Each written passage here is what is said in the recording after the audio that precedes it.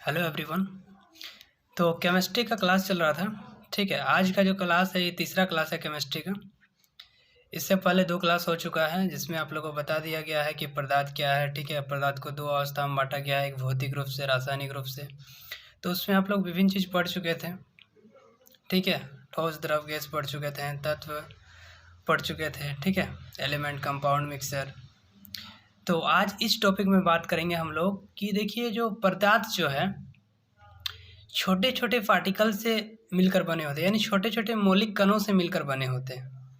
ठीक है, छोटे छोटे मौलिक कणों से मिलकर बने होते हैं। मौलिक कण से पदार्थ बने होते हैं। ठीक है, तो देखिए पदार्थ जो होते हैं छोटे छोटे कण से मिलकर बने होते हैं। और पदार्थ का जो सबसे छोटा कण जो होता है, ठीक है, उसे कहते हैं परमाणु। देखिए ये परमाणु मॉडल बना दिए हैं। ठीक है, तो सबसे छोटा कण जो है उसको बोलते हैं परमाणु। तो बात अब आती है कि परमाणु जब इतना छोटा है तो क्या परमाणु को भी विभाजित किया जा सकता है, यानी क्या परमाणु को भी बांटा जा सकता है? तो जी हाँ, बिल्कुल परमाणु को भी विभाजित किया जा सकता है न। क्या क्या? देखिए परमाणु के अंदर भी मिलता है, न्यूट्रॉन मिलता है, प्रोटॉन मिलता है, इलेक्ट्रॉन, यानी परमाणु से ही तो मिलकर टूट के बनता है।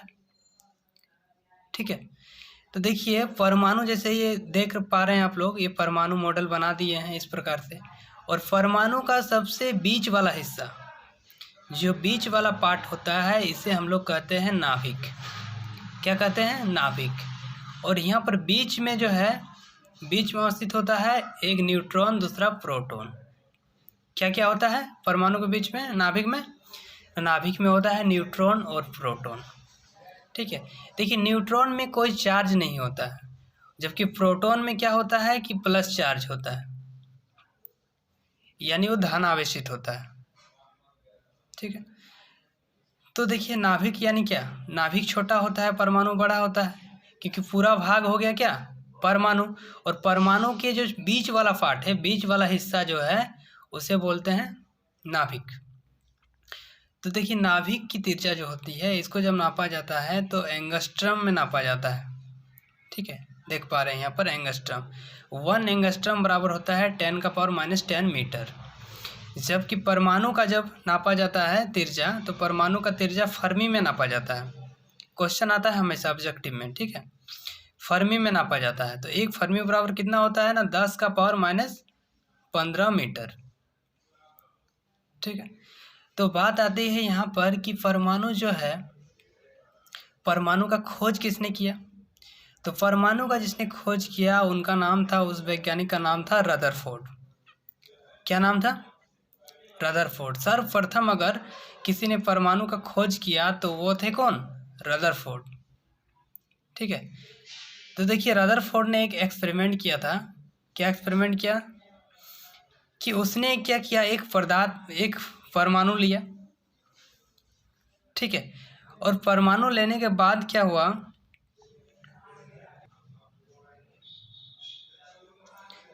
एक परमाणु लेने के बाद क्या किया, इन्होंने एक अल्फा किरण लिया। ठीक है, क्या नाम था इसका? अल्फा किरण। देख पा रहे हैं आप लोग, यहाँ पर एक परमाणु लिया। ठीक है, परमाणु लेने के बाद इन्होंने क्या किया कि विभिन्न, देखिए जैसे यहाँ पर होता है, अल्फा किरण को इस परमाणु से गुजारा। ठीक है,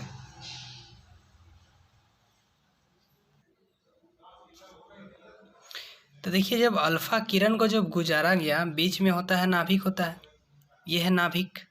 तो अल्फा किरण को जैसे इन्होंने गुजारा तो देखा कि अधिक से अधिक अल्फा किरण क्या हो रहा है कि सीधे सीधे पार हो जा रहा है। ठीक है, उसे कट के पार हो जा रहा है।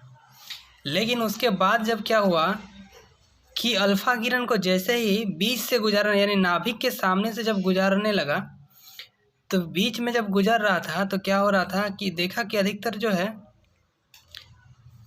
दूसरी दिशा की ओर भाग जा रहे थे। ठीक है, जैसे जैसे सामने से जब गुजारा जा रहा था अल्फा किरण को, तो क्या हो जा रहा था कि दूसरी दिशा की ओर भाग जा रही थी किरण। ठीक है, और जैसे बीचों बीच जब गुजारा गया तो देखा कि अल्फ़ा किरण जो है रिटर्न आपस आ जा रही है, ठीक है। तब इन्होंने सोचा कि यहाँ पर जो है बीच में जो है नाभिक में, यानी यहाँ पर भी क्या है, प्लस चार्ज, पॉजिटिव चार्ज। अगर मान के चलिए यहाँ पर कोई नेगेटिव चार्ज होता, माइनस चार्ज होता यहाँ पर, तो क्या होता, अल्फ़ा किरण को खींच लेती, आकर्षित बल खींच लेती ना, प्लस माइनस खींच लेती। लेकिन यहाँ पर यह क्या हो गया, रिफ्लेक्टेड, देखिए फिर से रिटर्न आ गई किरण। इसका मतलब इन्होंने दिमाग लगाया कि यहाँ पर भी क्या है, प्लस चार्ज है। तब इन्होंने देखिए रदरफोर्ड ने क्या किया कि इनके लिए परमाणु मॉडल के लिए 3 सिद्धांत दिए, ठीक है। उसमें से देखिए 2 सिद्धांत क्या क्या है।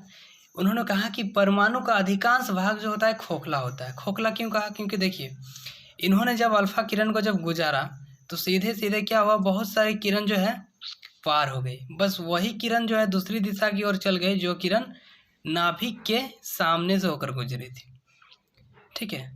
तो क्या होता है कि परमाणु का अधिकांश भाग खोखला होता है। दूसरा, परमाणु विद्युतीय रूप से धनावेशित होता है, पॉजिटिव चार्ज होता है, ठीक है। तो इस प्रकार से क्या हुआ कि रदरफोर्ड ने जो है परमाणु का खोज कर लिया, ठीक है।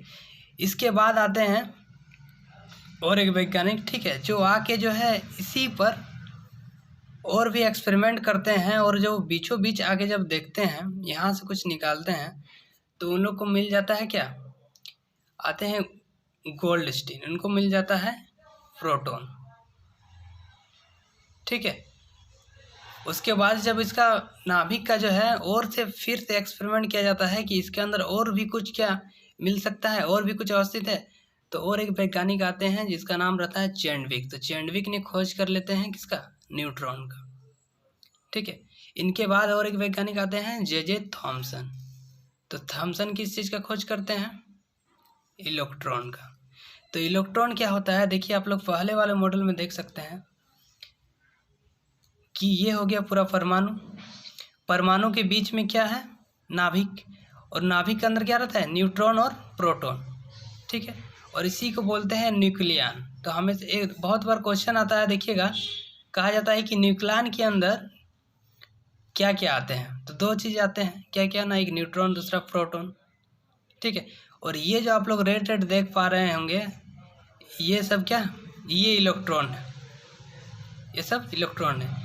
यानी बीच में कौन कौन रहते हैं, 2 पार्ट, 2 चीज़ रहते हैं, एक न्यूट्रॉन, दूसरा प्रोटॉन। और इलेक्ट्रॉन बाहरी कक्षा में मूव करते रहते हैं, घूमते रहते हैं, ठीक है।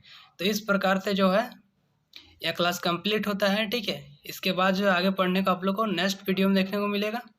तब तक आप लोग इसको बारी बारी से रिवीजन करते रहिए। ओके, धन्यवाद।